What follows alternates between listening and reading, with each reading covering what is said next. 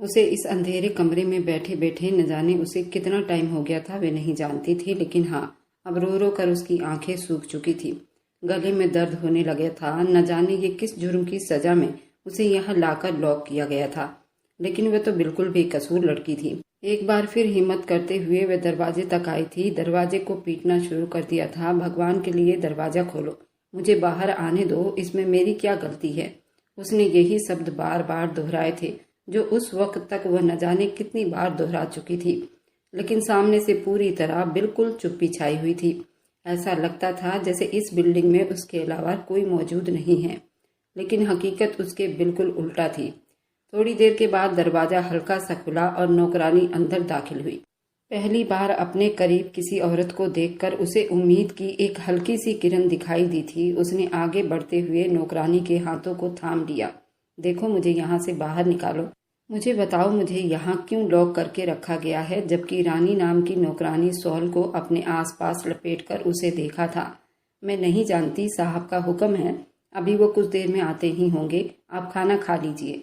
लेकिन उसने ट्रे उठाकर दीवार पर दे मारा। मैं थूकती हूँ ऐसे खाने पर और उसके तरस पर, तुम्हारे साहब पर। मुझे यहाँ से बाहर निकालो। वह कभी सोच भी नहीं सकती थी वह कभी इस तरह खाने को ठोकर मारेगी, लेकिन हालत ने उसे इतना मजबूर कर दिया था कि उसे कुछ दिखाई नहीं दे रहा था।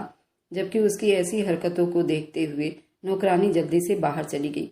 एक बार फिर दरवाजा बाहर से बंद हो चुका था और वह चीखते हुए दरवाजे के पास ही लिपट कर बैठ गई थी।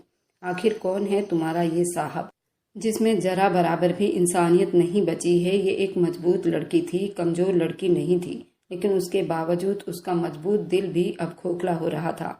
देख लेना, अगर वह आदमी मेरे सामने आया तो मैं उसे जान से मार दूंगी। अगर मेरी इज्जत पर जरा सी भी आंच आई तो उसने एक बार फिर से धमकी दी थी।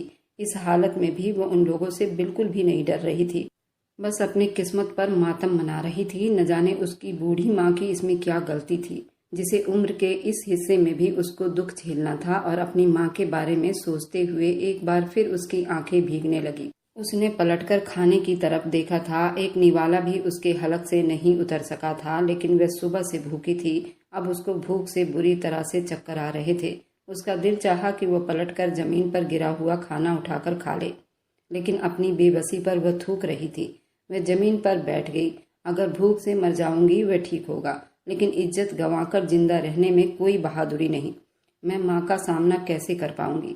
वह बराबर अपनी माँ के बारे में सोच रही थी। और फिर उसे कुछ देर के बाद दरवाजे के पास ही भारी कदमों की आहट सुनाई दी थी। उम्मीद की कुछ किरण नजर आई थी। उसने सर उठाकर देखा और फिर जल्दी से उठकर दरवाजे के पास चली गई। तभी दरवाजा जोर से खुला था।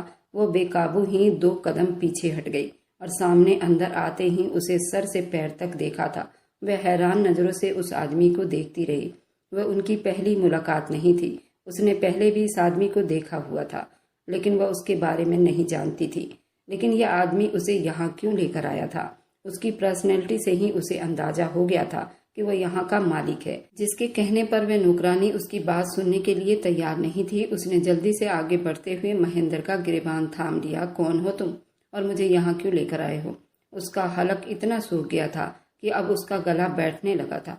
जबकि महेंद्र ने उसकी भीगी भीगी आंखों में नफरत से देखा और फिर उसमें झांकते हुए खुद से दूर फेंक दिया। खबरदार, अगर तुम्हारा हाथ अगली बार महेंद्र के गिरबान तक आया तो तुम सोच भी नहीं सकती कि तुम्हारा अंजाम क्या होगा। और वो फिर एक बार गुस्से से उठ खड़ी हुई थी। मैं सोचना भी नहीं चाहती, मैं जानती भी नहीं हूँ कि तुम कौन हो। आखिर क्या चाहते हो मुझसे और मुझे यहाँ क्यों लेकर आए हो? यानी तुम हकीकत में नहीं जानती कि मैं कौन हूँ और तुम्हें यहाँ किस वजह से लाया गया है? सामने गरजते हुए उसके पास आकर पूछा था और उसका कपा देने वाला गुस्सा देखकर वो बेकाबू होकर रोती 2 कदम पीछे हुई। उसके जुनून में हल्का सा फर्क आया था। उसकी डर दीवार पर भी फैली हुई थी और यूं महसूस हुआ था जैसे उसे इस कमरे में आता हुआ देखकर कमरे की हर चीज भी सहम गई हो। वह न सिर्फ जानने वाली पर्सनैलिटी रखता था, बल्कि इतनी दहशत थी अगर वह दहाड़ता तो पूरे मंजर को बिल्कुल चुप होना पड़ता था। देखो, मेरी बात सुनो, तुम गुस्से में पागल हो रही हो। मेरी कोई गलती नहीं है। मैं नहीं जानती तुम कौन हो। मैंने तुम्हारे नाम को पहली बार ही सुना है। और उसने आगे बढ़ते हुए बड़ी जोर से उसका जबड़ा दबोच लिया। महेंद्र, आज के बाद ये नाम तुम्हें भूलना नहीं चाहिए। शादी के लिए तैयार हो जाओ वरना अपने भाई के बदले में मेरे हाथों से इज्जत गंवाकर वैसे भी जान से चली जाओगी। और वे उसकी बात सुनकर हैरान नजरों से उसे देखती रही। ये तुम क्या कह रहे हो? शादी लेकिन किस लिए? मैं तो तुम्हें जानती भी नहीं हूँ, क्यों तुम मेरे पीछे पड़े हो? उसने चीख कर कहा। सामने से दहाड़ते हुए उसे बाजू से दबोच लिया। खबरदार, अगर तुम्हारी आवाज इस कमरे से बाहर गई तो तुम्हारी जुबान खींचकर मैं कुत्तों के आगे डाल दूंगा। सिर्फ आधा घंटा है तुम्हारे पास, आधे घंटे में खुद को तैयार कर लो। दिमागी तौर पर फैसला तुम्हारा होगा। ऐसे ही मेरे बिस्तर को रंगीन करोगी, अपने भाई का बदला चुकाओगी। मैं तुमसे शादी कर रहा हूँ, वही बहुत है। नहीं तो मैं तुम जैसी लड़की को मुंह लगाना पसंद नहीं करता। अब अगर तुमसे शादी कर रहा हूँ तो खुद को खुश नसीब समझो। वह उसे हैरानी की गहराइयों में छोड़कर कमरे से निकल गया और उसके जाते ही वह दरवाजे पर टूट पड़ी थी। उसने मुक्के से दरवाजे को तोड़ना चाहा। उसके हाथ जख्मी हो रहे थे, लेकिन उसे कोई परवाह नहीं थी। वह बस बेबस वार्निंग अंदाज में चीखते हुए उसे पुकार रही थी। उसका बस नहीं चल रहा था वह दरवाजा तोड़ दे। आखिर में यह आदमी उसे किस जुर्म की सजा दे रहा था? मुझे बाहर निकालो, मुझे नहीं करनी तुमसे शादी। मैं मर जाऊंगी लेकिन तुम जैसे इंसान से शादी नहीं करूंगी। अभी भी अपनी जिद पर अड़ी हुई थी। ठीक 10 मिनट के बाद ही वह नौकरानी अंदर दाखिल हुई। उसे एक लाल रंग की चुनरी दी गई। ये चुनरी लो। और कुछ ही देर के बाद पंडित जी भी अंदर आ गए थे। आपको तैयार रहना होगा। वह उसके गुस्से से डरी हुई भी थी। जहां महेंद्र ने उन लोगों को डरा कर रखा हुआ था, वहीं एक और मुसीबत उनके सर पर आ खड़ी हुई थी। और वह ये थी, ये लड़की जो किसी से भी नहीं डर रही थी। उसने जल्दी से नौकरानी के रास्ते को रोक लिया। मुझे बताओ, यह आदमी कौन है और ये क्या चाहता है? मैडम जी, मैं तो यहाँ की नौकरानी हूँ। देखिए, मैं कुछ भी नहीं जानती। मैं तो यहाँ नौकरी करती हूँ, मुझे जाने दीजिए। यहाँ भी नैना को कोई सिरा हाथ नहीं लगा। यानी वही होना था जो वह आदमी चाहता था। मुझे यहाँ से बाहर निकाल दो। मैं सारी जिंदगी तुम्हारी एहसानमंद रहूंगी। तुम्हें जो चाहिए होगा मैं तुम्हें दूंगी, लेकिन मुझे यहाँ से बाहर निकाल दो। रानी उसे डरती हुई नजरों से देखती रही। देखो, ये कैद खाना है, यहाँ से बाहर निकलना इतना आसान नहीं। अगर अपनी भलाई चाहती हो तो साहब से शादी कर लो। वे अच्छे इंसान हैं। मैं नहीं जानती उन्हें किस बात का गुस्सा है, लेकिन उनके हाथों में अपनी इज्जत खो देने से अच्छा होगा कि उनसे शादी कर लो। मैं उसके अलावा कुछ नहीं कह सकती। वह भी करीब 30 साल की औरत थी जो उस वक्त उसे समझा रही थी। वो बुरी तरह रो पड़ी। वह अपनी माँ की मर्जी के बिना, अपने भाई को शामिल किए बिना, जो उसकी पूरी दुनिया थे, वह भी ऐसे आदमी के साथ शादी जिसे वह जानती तक नहीं थी, जो अब उसकी इज्जत के साथ खिलवाड़ कर रहा था। उसके साथ शादी करके जिंदगी बिताना कौन सा आसान काम था। वह सुबह से गायब थी और अब रात होने को आई थी। ऐसा कैसे हो सकता है कि उसकी माँ परेशान ना हो, उसके भाई ने उसे हर गली में ना ढूंढा हो और वह यहाँ शादी करके बैठ जाए। अगर ये रात बीत गई तो उसकी इज्जत पर ऐसा दाग लग जाएगा जो सारी जिंदगी धोने से नहीं उतरेगा। और वह नहीं चाहती थी ये रात बीते, सो मजबूरी में आकर उसे ये करना ही पड़ा था। वह चाहती थी ये शादी करने के बाद उस आदमी से विनती करके वह उसे यहाँ से जाने देगा। आखिर उसे समझ भी तो आए कि वह किस बात का बदला चाहता है मुझसे। सारी जिंदगी इज्जत कमाई थी उसकी माँ ने, उसकी परवरिश में कोई कमी नहीं छोड़ी थी। वह अपनी इज्जत को खोना नहीं चाहती थी। उस आदमी के डर से ही उसे अंदाजा था कि अगर वह मना करेगी तो वह उसकी इज्जत पर हाथ डालने से भी परहेज नहीं करेगा। कुछ ही देर के बाद पंडित जी भी आ गए और कुछ पूजा का सामान लाए थे और फिर शादी के मंडप को सजाया गया था। पंडित जी ने मेरी शादी उस आदमी से करवा दी थी। आज पहली बार उसके नजरों में इतना डर उभरा हुआ था, न जाने किस बात पर अड़ा हुआ था। धीरे से उसे सोफे पर बिठाते हुए उसकी तरफ झुकता, उसे उठाकर मंडप तक ले गया। पंडित जी ने धीरे धीरे सारी रस्में संपन्न करवाई। ये उसकी किस्मत थी और इतनी भयानक कि उसने कभी सपने में भी नहीं सोचा था कि उसकी किस्मत इस तरह भयानक होगा। आज का दिन इतना काला था, उसकी जिंदगी में पूरी काली स्याही को खोल दिया गया था। वह बिल्कुल बुत की तरह बैठी रही। वह एक बहादुर लड़की होने के बावजूद पहली बार उसका दिल बहुत डर से कांप उठा था। उसकी आंखों से आंसू मोतियों की तरह गिर रहे थे और पूरा बदन उसका डर के मारे कांप रहा था। उस वक्त उसके हाथ बराबर कांप रहे थे। सब लोग बाहर चले गए जब उसके तरफ बढ़ा था और गुस्से और जुनून से दबोचते हुए उसे अपने पास कर लिया था। अब मैं तुम्हारी इज्जत को तार तार कर दूंगा और उसके बाद तुम्हारे भाई को अंदाजा होगा कि किसी की इज्जत उतारना किसे कहते हैं। उसने मुझे चैलेंज किया, लेकिन शायद वे जानती नहीं थी कि महेंद्र से सामना करना इतना आसान नहीं। वह उसे अपने पास कर रहा था। वह सिसकते हुए दूर हो रही थी। देखो, मुझे बताओ, मेरे भाई ने आखिर क्या किया है? आखिर तुम किस जुर्म की सजा मुझे देना चाहते हो? तुम मिडिल क्लास लोगों की मासूमियत मुझ पर असर नहीं करते। उसने चीखते हुए उसे बेड पर फेंक दिया था। उसने गिरते हुए उसके सामने हाथ बांध लिए। भगवान के लिए रात होने से पहले मुझे घर छोड़ाओ, मेरी माँ मर जाएगी, वह चीखते हुए उसे माफी मांगते हुए कह रही थी जब उस पर झुकते हुए दहाड़ा था। और मेरे बाप का क्या, जिसकी इज्जत खाक में मिल चुकी है? क्या तुम लोगों की इतनी औकात थी कि तुम लोग काजल और महेंद्र का सामना कर सकते थे? काजल के नाम पर वह थम सी गई थी। उसकी आंखों में हैरानी उतर आई थी। हैरानी के साथ साथ बड़ी आश्चर्य भी हुआ था और उसकी चुप्पी पर वह और ज्यादा आग बबूला हुआ था। उसे बालों से पकड़कर उसने अपने चेहरे से बिल्कुल नजदीक कर लिया था। उसकी तपती हुई सांसें उसके चेहरे को भस्म कर रही थी। उसका दिल डर से धड़क रहा था। काजल, उसे क्या हुआ?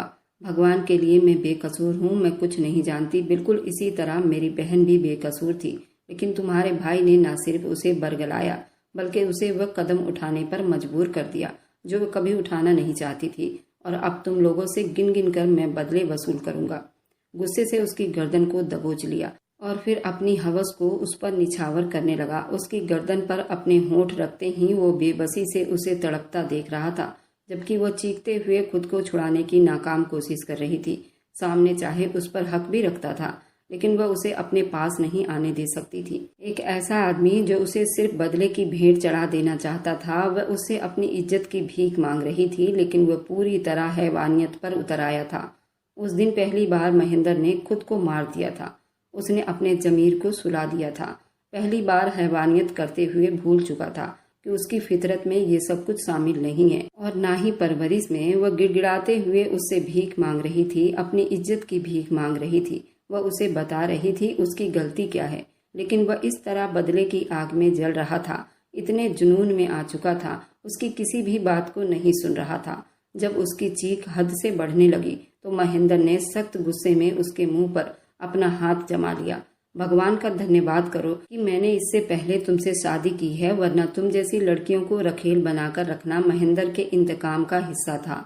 उसके गुस्से से भरे शब्द और गालियों पर कांप रही थी। उसका हैवानियत अपने जिस्म पर सहन कर रही थी।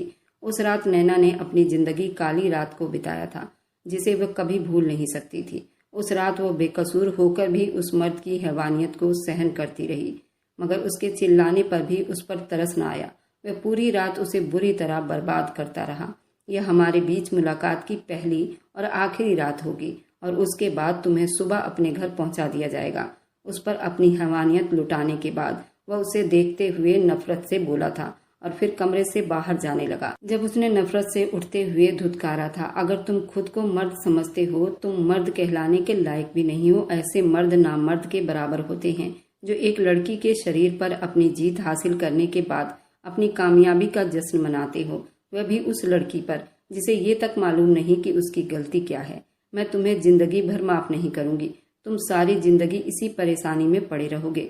जब महेंद्र ने पलटकर उसके लाल चेहरे को देखा था, एक पल के लिए उसके दिल में डर उभरा था। अगले ही पल उसके दिमाग पर काजल का चेहरा घूम गया था। जो कुछ उस लड़की ने बर्दाश्त किया था ये उसके मुकाबले में कम था। ये सब कुछ उसकी बहन ने भी तो बर्दाश्त किया था। उसकी बात को नजरअंदाज करते हुए कमरे से निकलता चला गया।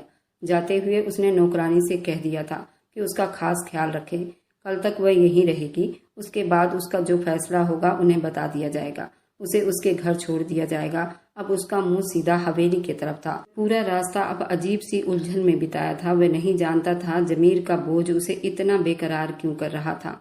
उसने अपने गुस्से की आग को ठंडा करने के लिए सतेंद्र नाम के आदमी से बदला लिया था। वह उसकी बहन को नोच कर आया था, लेकिन उसके बावजूद भी उसके दिल में लगी आग हल्की नहीं हो रही थी। सिर्फ एक रात की बात थी। कल उसे उसके घर पहुंचाकर डिवोर्स दे दी जाएगी ताकि वे लोग अपनी औकात में रहें। ऐसे लोगों को औकात में रखना जरूरी होता है, वरना ये कंधों पर बोझ की तरह चढ़ने लगते हैं। और सबसे जरूरी काम ये था काजल को सतेंद्र से छुड़वाना। वे जानता था उसे इस हरकत के बाद वे लड़का कभी भी काजल की जिंदगी में दखल अंदाजी की कोशिश नहीं करेगा। उसकी बहन की जिंदगी बर्बाद हो चुकी थी और उसकी कीमत नोटों की कुछ गड्डियां हो सकती थी, जिन्हें वह उसे देने के बाद उन लोगों को हमेशा के लिए अपनी जिंदगी से निकाल सकता था। हवेली जाने से पहले वह नैना के घर जाने का इरादा रख रहा था ताकि उन लोगों को अच्छी तरह बर्बाद कर सके। उनके बेटे की सजा उनकी बेटी को मिल चुकी है और उसके बाद ही वह हवेली जाने का इरादा रखता था। वह जानता था कि इस हरकत के बाद शाम से पहले उसकी बहन को उसके घर पहुंचा दिया जाएगा। अगर वह अपनी बहन के लिए नैना को जबरदस्ती ले आता तो शायद सारी जिंदगी के लिए काजल के ऊपर लगी बुराई उतर नहीं पाएगी। गाड़ी उस कॉलोनी में रोकी थी, उसके चेहरे पर बेबसी छा गई थी, लेकिन अपनी बहन की सुरक्षा के लिए ये कदम उठाना सबसे ज्यादा जरूरी हो गया था। तो वह वहीं पर उतर गया और गार्ड के साथ उस कॉलोनी में दाखिल हुआ था। उसने दरवाजे को धकेलते हुए खुलवाया और वह पुराना लकड़ी का दरवाजा खड़ाक से खुल गया। उस पुराने से घर के आंगन में कदम रखते हुए उसे एक बार फिर काजल के लिए बहुत अफसोस हुआ था, लेकिन उस वक्त उसके चेहरे पर पूरी नफरत छाई हुई थी। तभी उसने दहाड़ते हुए सतेंद्र को बुलाया था और उस वक्त उसका बाप कमरे से बाहर निकला। करीब 64 साल का बुढ़ा आदमी था, जो उसे देखने के बाद एक पल के लिए हैरान सा रह गया। फिर अगले ही पल वह डर से तेजी से उसकी तरफ बढ़ा था, उसके कदमों से लिपट गया था। साहब, जो कुछ हुआ है वो मेरे बेटे की कम अकल की वजह से हुआ है। हम आपके नौकर हैं, आपके खिलाफ जाने का सोच भी नहीं सकते। मैं उसे पताल से ढूंढ कर ले आऊंगा साहब। आज के बाद वो ये सब करने की हिम्मत भी नहीं करेगा। और उसने झुकते हुए उसे कंधे से थाम कर खड़ा कर दिया। आज के बाद सिर्फ आज के शाम तक का वक्त है तुम्हारे पास। मेरी बहन मेरे घर में मौजूद हो और आज के बाद वह तुम्हारे बेटे के नाम से भी नफरत करे। अगर उसने दोबारा मेरी बहन के रास्ते में आने की कोशिश की तो अगला कदम कितना बुरा होगा ये तुम अंदाजा भी नहीं लगा सकोगे। उसका चेहरा इस वक्त नफरत और आग की लपेट में लाल हो रहा था और श्याम सुंदर ने जल्दी से उसके सामने हाथ जोड़ दिए। कुछ दिन की मोहलत मांगी है। महेंद्र के आंखों में बहुत हैरानी हुई थी। सामने खड़ा आदमी अपनी बेटी के बारे में क्यों नहीं पूछ रहा था? और फिर उसने खुद ही बता दिया, मेरी बहन काजल मेरे घर में मौजूद होगी, तभी तुम्हारी बेटी को तुम्हारे चौखट पर पहुंचा दी जाएगी। श्याम सुंदर की आंखों में हैरानी उभरी और नासमझी उसके चेहरे को देख रहा था। महेंद्र को उस बात पर बहुत हैरानी हुई थी कि उसके आंखों में इस तरह नासमझी क्यों है। अपनी बेटी की उसने मांग क्यों नहीं की? क्या ये अपनी बेटी के बारे में फिक्रमंद नहीं? जो राज से मेरे कब्जे में है, अपनी बहन का सारा बदला ले चुका हूँ। मैं तुम्हारी बेटी को छोड़ दूंगा। उससे कहो कि वह चुपचाप मेरी बहन की जिंदगी से निकल जाए। लेकिन साहब, मेरी बेटी तो इससे पहले वह अपनी बात पूरी करता जब महेंद्र की पॉकेट में पड़ा मोबाइल बजने लगा और कॉल सुनते ही वो बाहर निकल गया। उसके पीछे ही श्याम सुंदर पीला चेहरा लिए उसकी पीठ को देखता रह गया और फिर आंगन में बैठ गया। उसने हमेशा अपने बेटे को काबू में रखने की कोशिश की थी। वह जानता था हवेली के मालिकों का उनसे कोई मुकाबला नहीं। वह उनके सामने जरा बराबर भी कोई औकात नहीं रखते थे। लेकिन सतेंद्र ने जो कदम उठाया वह उठाने के लायक भी नहीं था और आज उसकी बहन को ये बदला चुकाना पड़ता। श्याम सुंदर ने उसी वक्त अपनी बेटी का सामान पैक करने के बाद उसे अपनी मौसी के घर भिजवा दिया था। वह नहीं चाहता था कि वह यहाँ रहे और महेंद्र की नज़र में आ जाए। वह नहीं जानता था कि महेंद्र किस लड़की की बात कर रहा था। महेंद्र जैसे ही हवेली में दाखिल हुआ, श्रीकांत उसके इंतजार में बैठे थे, लेकिन वह अभी उनसे कोई बात नहीं करना चाहता था। वह सीधा अपने कमरे में चला गया। उस वक्त उसे बहुत जरूरी था, सिर्फ और सिर्फ आराम की जरूरत थी और आराम में वह किसी को भी दखल अंदाजी नहीं देना चाहता था और ना ही उसके पास कोई तसल्ली भरा जवाब था जिससे वो पिता को तसल्ली में लाता। वो फ्रेश होने के बाद उस वक्त बेड पर लेटा ही था जब उसे कॉल आई थी। मोबाइल बेड से उठाते हुए कान से लगाया। रात भर जागने की वजह से अब उसकी आंखें बंद हो रही थी, लेकिन ये मधुसूदन की कॉल थी और ये मधुसूदन उसका खास आदमी था। जबकि दूसरी तरफ से उसे जो खबर दी गई थी उसे सुनकर उसके पैरों तले से जमीन निकली थी। वह सुन नजरों से मोबाइल को देखते हुए उठ बैठा। तुम लोग जानते भी हो तुम क्या बकवास कर रहे हो। सोच लो, अगर ऐसा हुआ तो मैं तुम लोगों को जिंदा जला दूंगा। वह दहाड़ा था, जबकि दूसरी तरफ से पूरी चुप्पी छा गई थी। साहब, माफ कर दीजिए, लेकिन वह लड़की गलती से फार्म हाउस तक पहुंच गई है। वह मैडम जी की बिल्कुल खास दोस्त की बेटी है और किडनैप करने वाले को बहुत बड़ी गलती हो गई है। उन्होंने उस लड़की की बहन को उठाने के बजाय मैडम जी की दोस्त की बेटी को उठा लिया है, क्योंकि वह लड़की भी सतेंद्र की बहन की सहेलियों में से है। 3 लड़कियों के ग्रुप में ये बहुत बड़ी गलती हुई है साहब जी। मधुसूदन उसके लिए नौकर से कुछ और बढ़कर था। उसने सर को थाम लिया। आखिर वह इतनी बड़ी गलती कैसे कर सकता था? यानी रात भर जो लड़की उसके फार्म हाउस पर उससे विनती करते हुए अपनी इज्जत की भीख मांग रही थी, वह जिसकी इज्जत चीरते हुए उसने पल भर नहीं सोचा था। हकीकत में उस लड़की की कोई गलती थी ही नहीं और ना ही सतेंद्र उसका भाई था। ये एक ऐसा गलत फहमी था जिसने उसके ऊपर 7 पहाड़ गिरा दिए थे। वह कभी सोच भी नहीं सकता था कि ये हकीकत पलटकर इतना जल्दी उस पर आ जाएगा। वह नहीं जानता था वह किस लड़की के जिंदगी को बर्बाद कर रहा है। इसलिए उसके करीब आने से पहले उसने एक पवित्र रिश्ते की बुनियाद भी रख ली थी। वह अपनी बहन का बदला लेना चाह रहा था, लेकिन यहाँ सब कुछ उल्टा हो गया था। जल्दी से गाड़ी की चाबियां उठाते हुए वो बाहर निकल आया। उसने किसी को बताना जरूरी नहीं समझा था। वह उस वक्त उसके अंदर ज्वालामुखी उबल रहा था। उस ज्वालामुखी के शोर को अपने अंदर समाता हुआ महसूस कर रहा था। आखिर वह इतनी बड़ी गलती कैसे कर सकता था। सिर्फ नफरत के आग में उसने एक बेकसूर लड़की की जिंदगी बर्बाद करके रख दी थी। तेज ड्राइविंग करते हुए उसका मुंह फार्म हाउस की तरफ था। उस लड़की से पूछना चाहता था वह कौन है। वह वहां पर जाकर उसे देखना चाहता था, जिस पर अपनी हैवानियत लुटाने के बाद उसे तड़पता हुआ छोड़कर आ गया था। उसकी एक बात तक नहीं सुनी थी। आने के बाद उसकी खबर तक नहीं ली थी। वह किस हाल में है। उसके दिल दिमाग पर इस वक्त एक ही सोच घूम रही थी। उसने किसी और लड़की की जिंदगी बर्बाद कर दी है। फार्म हाउस के दरवाजे पर गाड़ी रोकते भागते हुए नीचे उतरा। गार्ड ने उसे अंदर आते हुए देखा था। आज से पहले उसे इतनी जल्दीबाजी में किसी ने नहीं देखा था। वह हाँफते हुए कमरे की तरफ जा रहा था। उसने किसी की तरफ देखना भी जरूरी नहीं समझा। लॉक पर हाथ रखते हुए उसने लॉक घुमाकर दरवाजा खोल दिया, लेकिन अंदर का मंजर उसके पैरों तले से जमीन खींच लिए थे। उसने चीखते हुए नौकरानी को आवाज दी थी। उसके तरफ भागा था, जो फर्श पर गिरी उसके पैरों तले से जमीन निकली थी। उसे सीधा करने के बाद वह फटी फटी नजरों से उसका चेहरा देखता रहा। उसने कभी सोचा भी नहीं था कि बदले की आग इतनी जल्दी और इतनी दर्दनाक होगी। नैना के पिता की मृत्यु बचपन में हो चुकी थी।